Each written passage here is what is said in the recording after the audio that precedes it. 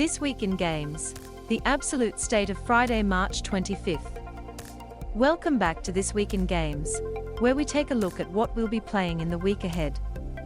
Folks, it's one of those weeks where it's all very quiet until suddenly it isn't. This coming Friday is one of the most densely packed single-day launch explosions I've seen in some time. Plan your weekends accordingly, everyone, because apparently, every publisher in the world decided to launch their game on the same day. Let's pick it apart together. The 22nd of March. Five Nights at Freddy's, Security Breach. Five Nights at Freddy's, the survival horror series that only seems to go from strength to strength, arrives on console. Security Breach is already out on PC, so fans will almost certainly have played it already. This is the game's official PlayStation launch, with PS5 and PS4 versions dropping digitally and at retail. The 24th of March. Grow, Song of the Ever Tree. One of Ruby's favorite games of the year to date, Grow, Song of the Ever Tree, arrives on Switch this week in a full retail release. A beautiful, relaxing little game by Brisbane studio Prideful Sloth, we definitely can't recommend it enough. Okay. Here comes Friday. Strap in, everyone. The 25th of March. Dodgeball Academia. This one actually released digitally last year, but is only now getting a full retail launch in AUS. Dodgeball Academia is a sports RPG about a high school where dodgeball is a way of life.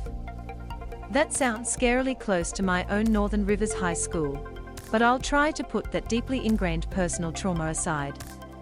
It's a fun art style and has a spiky sense of humor.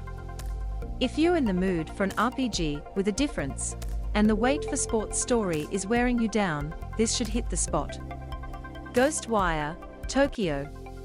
We all got caught up in the hype around Loop last year, but Bethesda's actual PlayStation swansong finally arrives this week. Ghostwire, Tokyo is a game perhaps best known for an E3 presentation that introduced the world to human ray of sunshine Ikumi Nakamura. It's also a game about being a spooky wizard in Tokyo at night. I think. I haven't played it yet, so I'm not entirely sure. Nevertheless, I do believe that reviews are dropping later this week, and I'll be keen to read them. Bethesda is a bit like our estranged ex, and doesn't talk to us very much. It's a bummer, but I understand. As a result, we don't receive early preview or review codes for their games. We don't mind, it means we get to pick it up on Friday with all of you. Kirby and the Forgotten Land. The game that will cause Ruby to drop off the face of the planet for several days. Don't text her. Don't even perceive her while she is in Kirby mode. Nintendo, if you're reading this, I cannot overstate how excited she is to play this. Monarch. Monarch has appeared in a previous Twig piece, but was shunted a few weeks down the line at the last minute. This is a JRPG that seems to share a lot of ideas with the Persona series.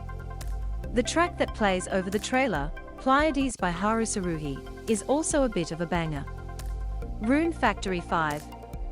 Rune Factory 5 has been available in Japan for going on a year now, but will only arrive in the West this week. It's a JRPG series that lacks the usual galaxy-spanning stakes the genre has come to prefer. It's about a group of friends who come together to help build and tend to a little town.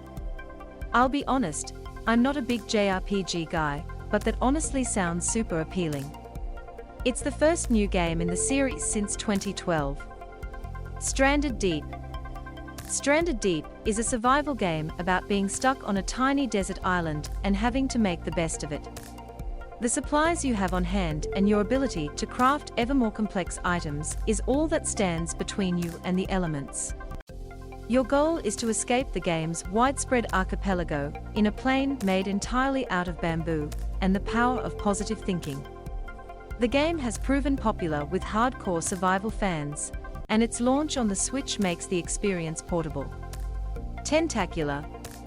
We covered Tentacular on the site last week, and soon it will be in your, tentacled hands. Tentacular is a VR game in which you, a teenage sea monster, befriend a seaside town and use your phenomenal strength to throw things around for them. This is classic VR physics game nonsense with a pitch that is just so good. Can't wait to check it out. Tiny Tina's Wonderlands. Gearbox's Borderlands spin-off is finally here. Tiny Tina's Wonderlands is a full-fledged spin-off of the Borderlands 2 DLC Assault on Dragon Keep. The game takes the traditional Borderlands looter-shooter experience and wraps it around a high fantasy premise with TTRPGs like Dungeons and Dragons at its core. Putting Tiny Tina in charge of a D&D game that you are playing in real time allows Gearbox to frame standard Borderlands mania as a product of her hyperactive mind. For those already a fan of the Borderlands loop, Tiny Tina's Wonderlands will be a no-brainer. I will be doing my usual move of turning the voice volume down and enjoying the deep ARPG hiding beneath the surface. And that's it for this week. What will you be playing? Let us know in the comments below.